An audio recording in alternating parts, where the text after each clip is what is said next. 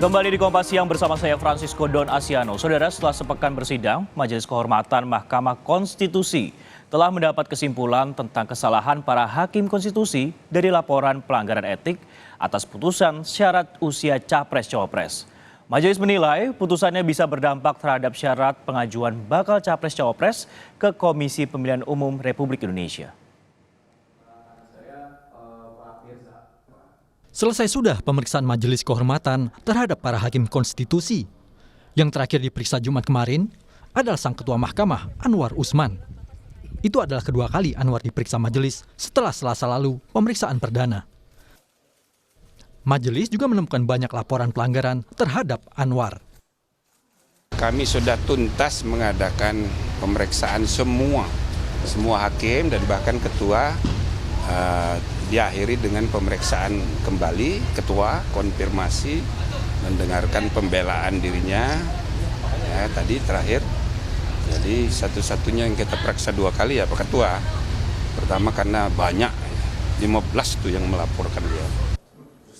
Ketua Majelis Kehormatan Jimli Asidiki juga menjamin putusan tak sekadar menjelaskan kesalahan para hakim, tapi juga bisa berdampak terhadap syarat usia pencapresan 2024 di Komisi Pemilihan Umum.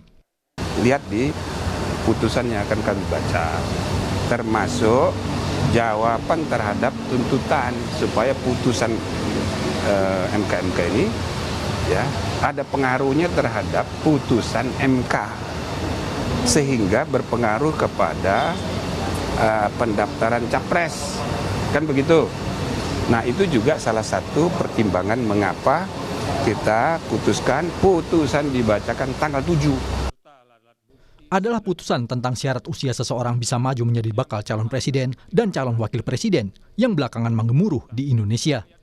Tak kurang, bahkan pendukung Joko Widodo sejak dicalonkan PDI Perjuangan sebagai Gubernur DKI Jakarta pada 2012 kecewa terhadap Jokowi. Jokowi yang saat itu adalah wali kota Solo adalah kesayangan masyarakat karena bisa mengubah budaya politik Indonesia. Dukungan masyarakat makin solid saat Jokowi dimajukan PDI Perjuangan sebagai Capres tahun 2014. Tapi, putusan MK tentang syarat usia Capres-Cawapres yang juga diputuskan Anwar Usman seolah memberi karpet merah buat Gibran Rakabuming Raka sebagai Cawapres bagi Prabowo Subianto. Anwar Usman adalah paman Gibran, sang wali kota Solo yang adalah putra sulung Jokowi. Dalam program Rosi, salah satu kelompok masyarakat pendukung seperti budayawan dan salah satu pendiri majalah Tempo, Gunawan Muhammad, menceritakan kenapa sistem politik kini berantakan dan cenderung menjadi politik dinasti. Kemarahan saya, terutama seperti kemarahan banyak orang, adalah tidak adilnya cara Gibran, anak presiden, naik ke atas. Bukan karena Gibrannya, bukan karena umurnya, tapi karena tidak fair.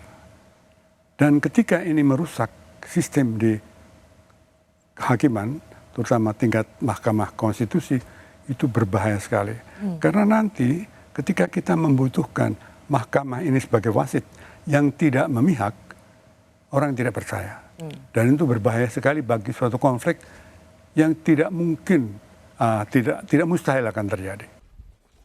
Usai pemeriksaan kedua, Anwar Usman tak merasa ada kesalahan dalam memutuskan uji materi yang memungkinkan kemenakannya Gibran bisa maju dalam pemilihan presiden 2024. Namanya putusan hakim, makanya saya bilang cobalah baca secara teliti, secara mendalam pertimbangannya, pertimbangan hukumnya. Kini yang ditunggu adalah hari Selasa 7 November 2023 pukul 4 sore. Setelah sehari sebelumnya pada Senin lalu, majelis merumuskan apa saja kesalahan yang ditemukan pada para hakim dalam putusan syarat usia Capres-Cawapres dan apa dampaknya bagi aturan syarat pencapresan 2024. Tim Liputan, Kompas TV.